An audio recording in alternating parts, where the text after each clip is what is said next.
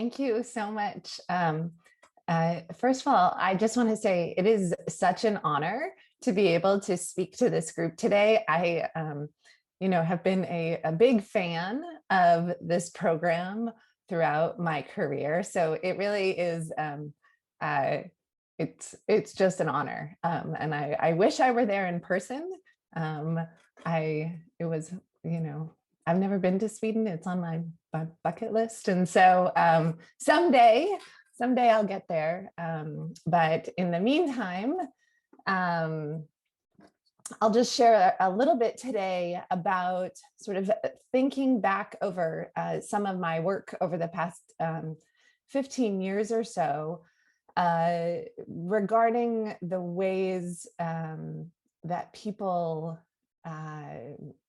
engage in placemaking through social media. So I am going to share my screen. Hopefully you can see it okay.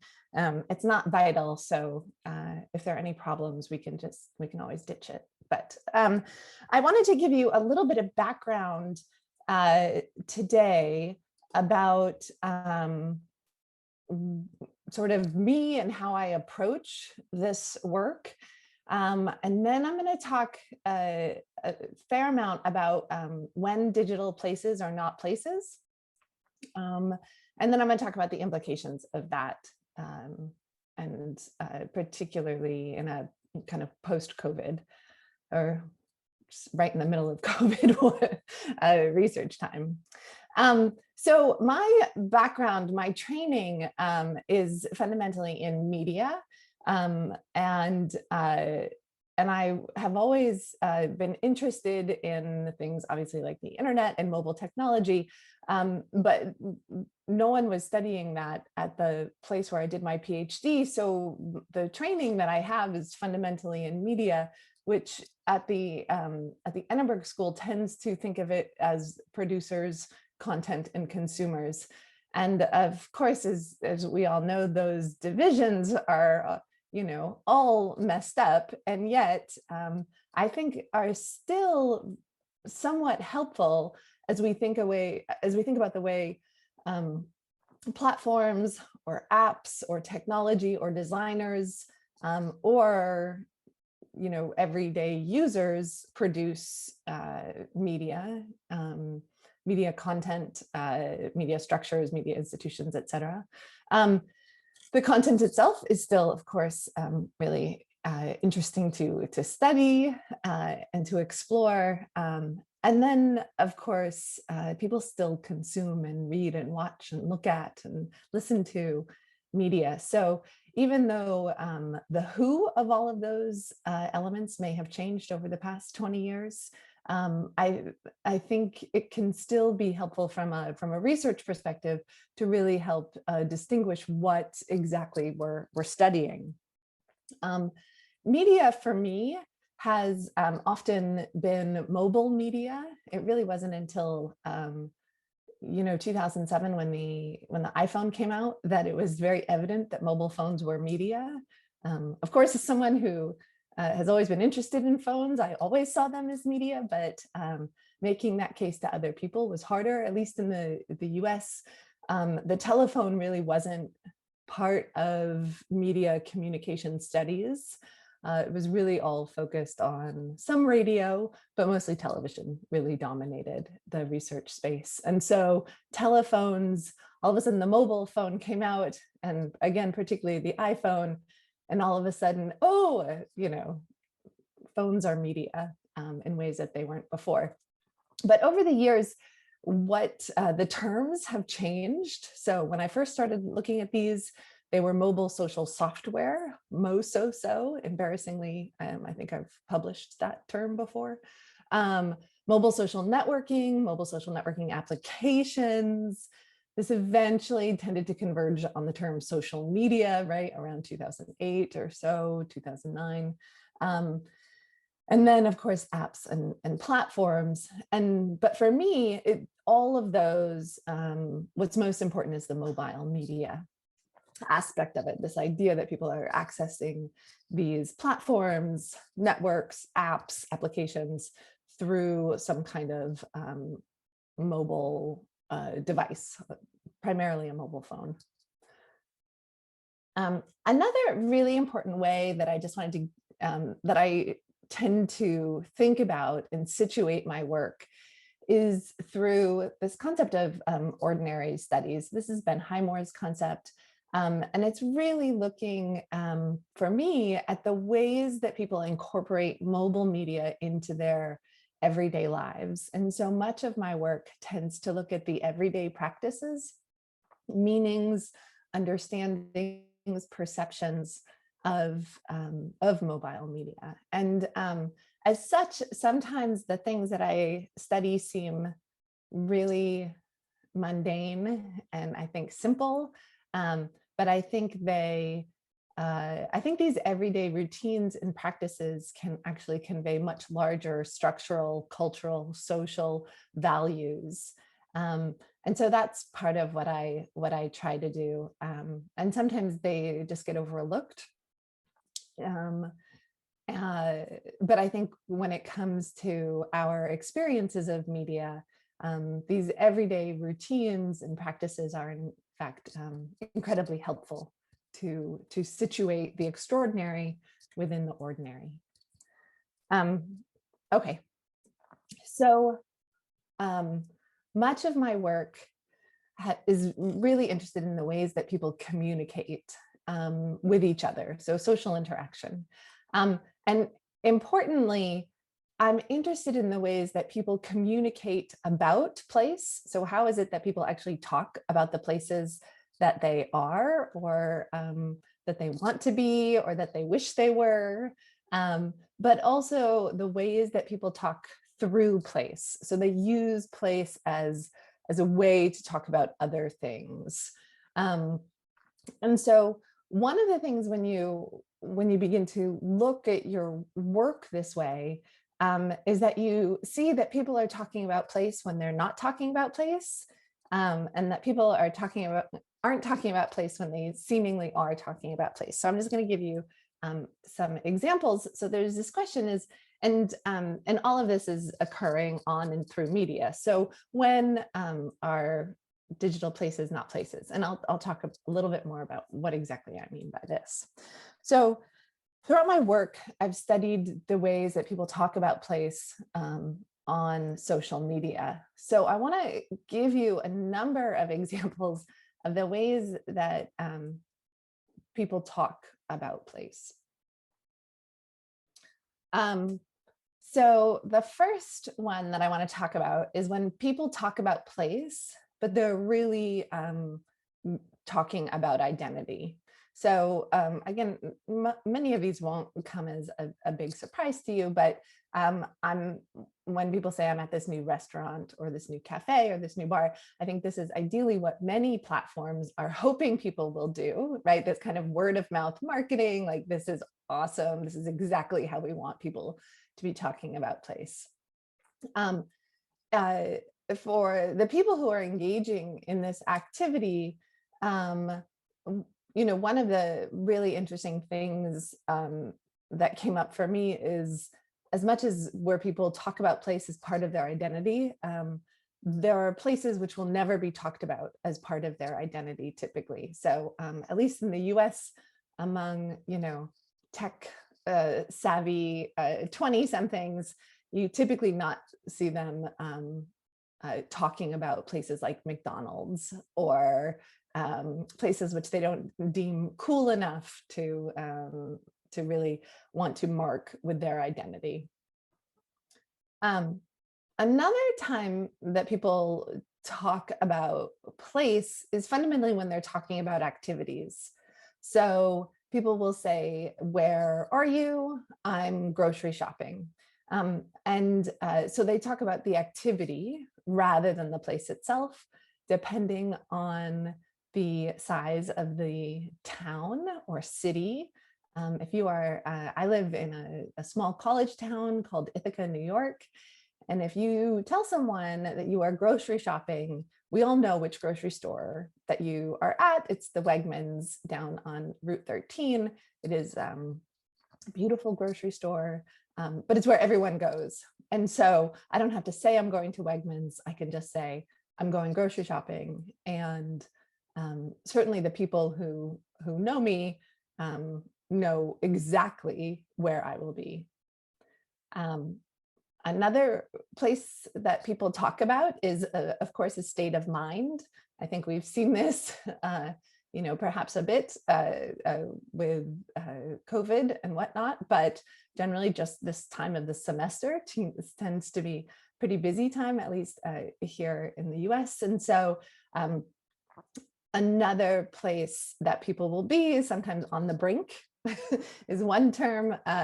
Other kinds of states of mind are other ways that people will perceive themselves in a place, right?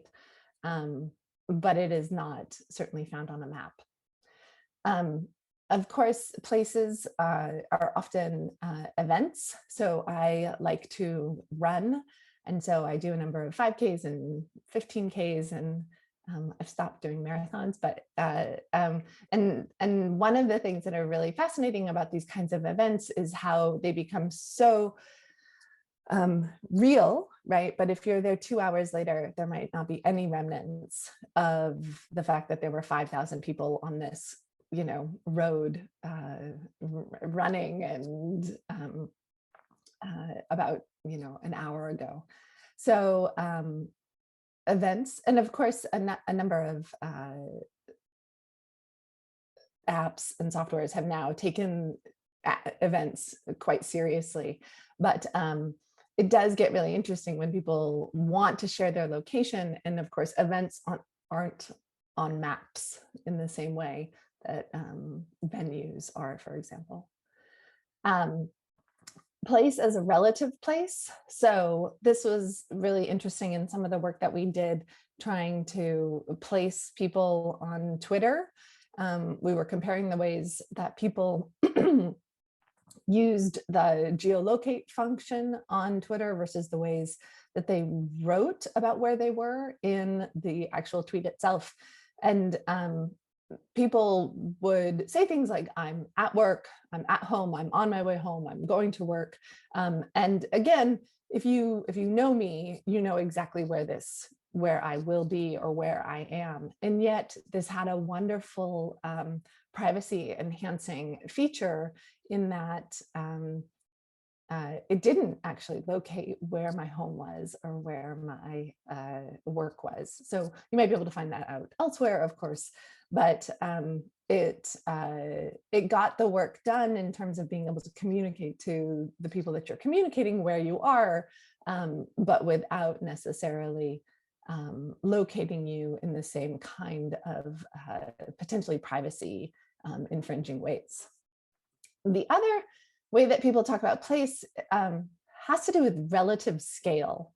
So if I am currently, I'm sure many of you are too, working from home. And so I never used to work from home. And so we have turned part of the basement, this is my basement, into my office. And you can see my son's little office is right there.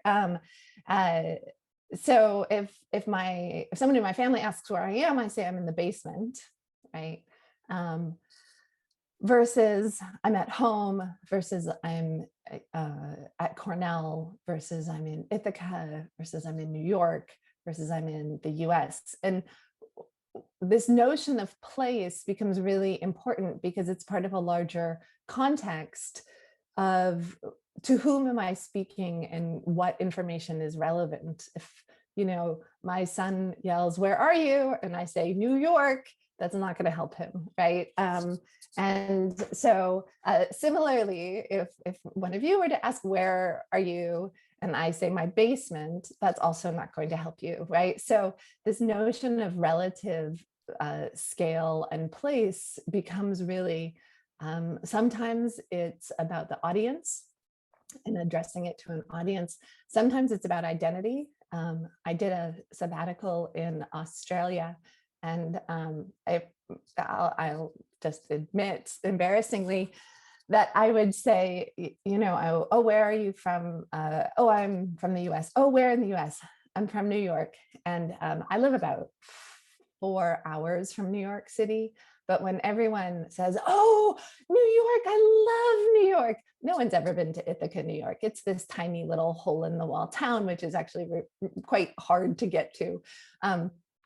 But I'm not about to correct them and say, actually, I don't live in New York City. I don't, I just say, yes, I live in New York. I'm not lying. New York is a very big state. It's not just the city. But it's that relative scale that sometimes is about identity work. Sometimes I want people to think I'm from New York City because it sounds a lot cooler than being from Ithaca, New York, right? So thinking about place as relative scale is also part of the way that we engage in placemaking in everyday ways. And then the last kind of place that I just want to talk about today has to do with place as memory. And this has to do with certainly an affective state. And I've worked with your own Didem Azgul on this. But as someone who grew up on a farm, a dairy farm, there are notions of either being at that place or being near that place or on that place that is incredibly nostalgic. And of course, everyone has their own version of this, but how we see place, things that remind us of that. We post things that remind us of it in ways that sometimes is not always explicit and yet has incredible personal meaning to us. And so there's a kind of memory work that goes on in the ways that we engage with place and the ways that we talk about place. So part of the reason why I wanted to just explore all the different ways that we talk about place without, I think if you were to look at this list, the only one that you would really find on a map, on Google Map, let's say, would be that new restaurant. And perhaps some of the scale items, right? But it's not quite the same way that I think very often place gets is coded on phones. And so I'm really interested in the ways that people make meaning through place and the way that they communicate place. And so for me, these are really helpful in thinking about the ways that placemaking occurs outside of and beyond a map. So I just wanted to give you an example of this. So Rowan Wilkin and I just had this article come out in Convergence on placemaking on Snapchat. And one of the things that we do is we look at the ways that the app itself leads to multiple constructions of place and its commodification. So we look at geo filters and lenses and filters, context cards, and the map itself, and venues, which is fundamentally, I think, how they really consider, or one of the primary ways that they consider locations is through this concept of venues, right, which are like businesses or sites of exploration. And so I just wanted to give you perhaps a contrasting example, and it's embarrassingly in the paper itself. But so one is the map of, that's actually Ithaca. And so that places me on the map. And it locates me in a general neighborhood. And you can see the heat maps of the mall that's down the road from me, where people tend to use Snapchat. But then the screenshot on the right is a screenshot of me on the moon. And of course, that's a lens, which I can then use to create a snap and send it to someone. So it becomes two very different ways of placemaking that people can engage in. Fundamentally, the one which is, I think, more valuable to Snapchat is the map, right? Which then allows them to serve up ads which are relevant to me. But increasingly, the one on the right are sponsored. So I could get a baseball one sponsored by Major League Baseball here in the United States, and it would place me on or in Yankee Stadium. So increasingly, I think Snapchat is trying to find ways to commodify even the fun, creative ways that people engage in placemaking. So what are some of the design implications of this? So I think people will engage in placemaking without locative media.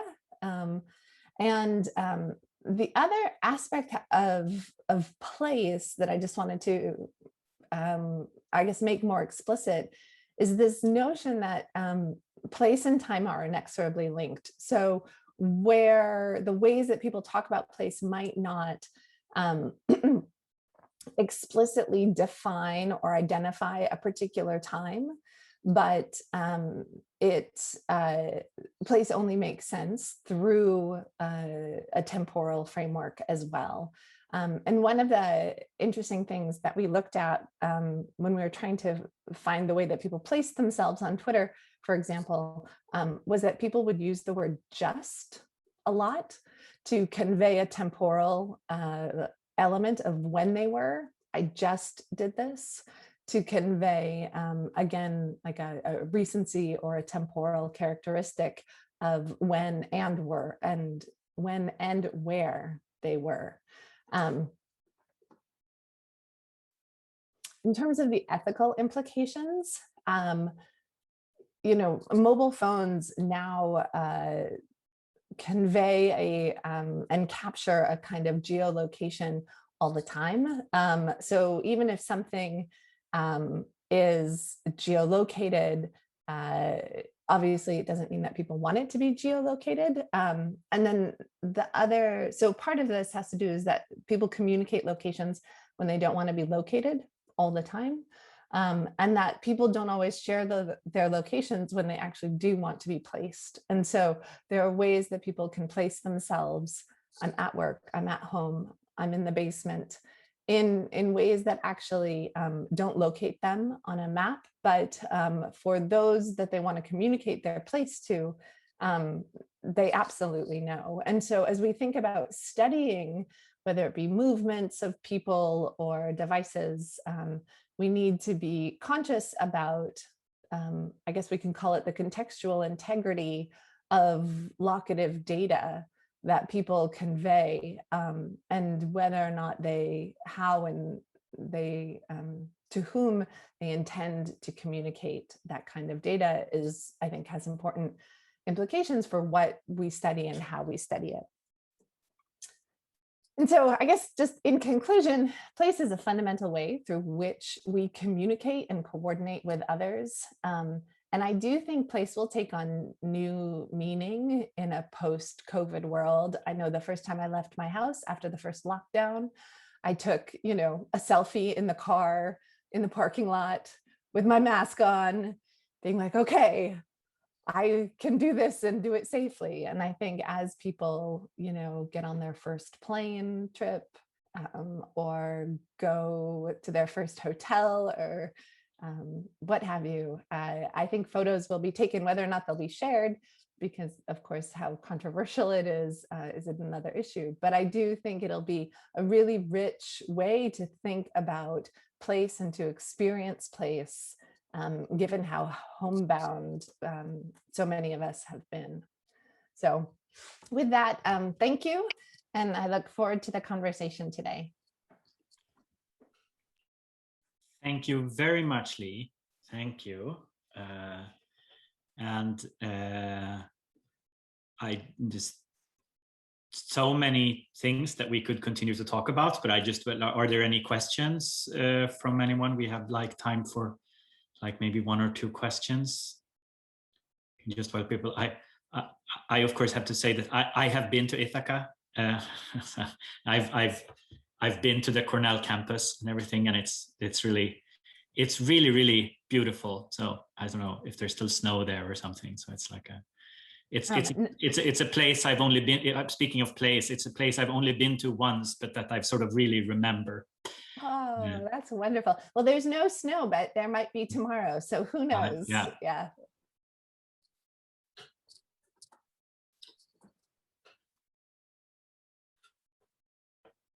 I'm trying to see if I can see anyone's hand.